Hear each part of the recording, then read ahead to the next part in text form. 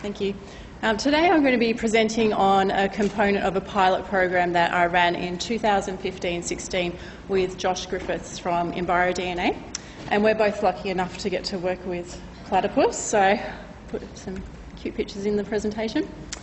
Now, platypus are typically quite a difficult animal to study. You need to capture them or spot them, which if anybody here has tried to do that, you know it's quite problematic at times.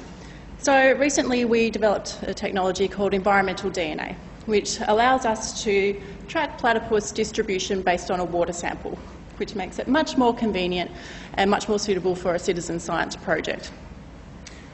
This methodology has a lot of advantages over live capturing of platypus. It's much cheaper, faster, and as well it's more accurate. It means that we could cover a lot more locations and with increased frequency.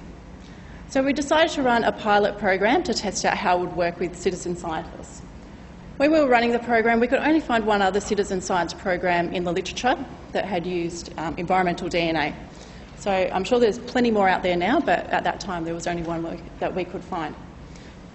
So the two sites that we selected were based on community engagement. We had quite highly engaged community members at both sites, but we also had platypus populations that were quite vulnerable to extinction. So there's one in the west of Melbourne at Werribee and one in the east at Monbulk Creek.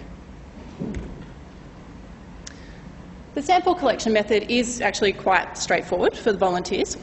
Everyone is given a designated site that they go to with a partner for safety reasons, and they're asked to collect a sample of water from that site. That sample of water is then filtered, and those filters are what are sent off to the lab for analysis. So they send 2 filters per site. So it's pretty straightforward, really. The main issue is that we don't want our volunteers to contaminate any of the filters, so if they're sampling multiple sites, for example, because we are using this data in terms of our management of the platypus populations, so we want to ensure that it's really robust data. Considering that none of our volunteers had ever done this work before, we decided to look at a 3-pronged approach to communicating how they would collect the samples. So we asked everyone that was involved to watch a 5-minute YouTube instructional film before they attended the sampling day. Then on the day of the sampling, we demonstrated the sampling in front of them. So myself and Josh were both there to answer any questions that they may have. We also gave them a step-by-step laminated instruction sheet to take with them to their sites, and then we sent them on their merry way. After the pilot study was complete, we sent out a SurveyMonkey survey, asked a whole range of questions, but today I'm just focusing on the forms of communication that we had with the respondents. And as you can see there, that over half of the people that did respond to the survey didn't actually watch the YouTube film, even though they were all asked to do so before they attended. So that's interesting in itself. Those of them that did actually watch it, I think they did learn a lot. They actually picked up my technique, corrected my technique when I was demonstrating to them. So I sort of said, oh yeah, I was just testing you. But actually they were really good, they were really onto it. The demonstration in the field was by far the most valuable form of communication to the volunteers. And the step-by-step laminated guide, you can see that it wasn't used by about 25% of people. They may have been the ones that watched the YouTube instructional film. They may have felt very comfortable doing it without that step-by-step guide, but it acted as quite a good support tool for them to have in any case. We also asked a question around additional forms of communication throughout the project. So that was communication by email or phone with myself or with Josh, and 79% of the respondents found that very helpful.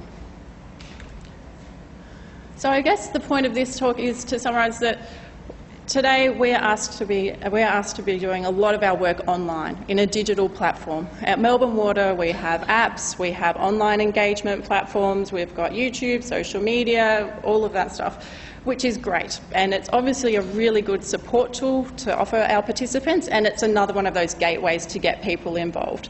But we can't underestimate the value of that personal communication with people. People like dealing with people, which is great news for us as citizen science practitioners. Hopefully it means that we still have a job at the end of the day and it won't all become fully automated. But I think it's really good for us all to bear in mind what form of personal communication am I going to offer throughout the life of my citizen science project. So that is it. Thank you.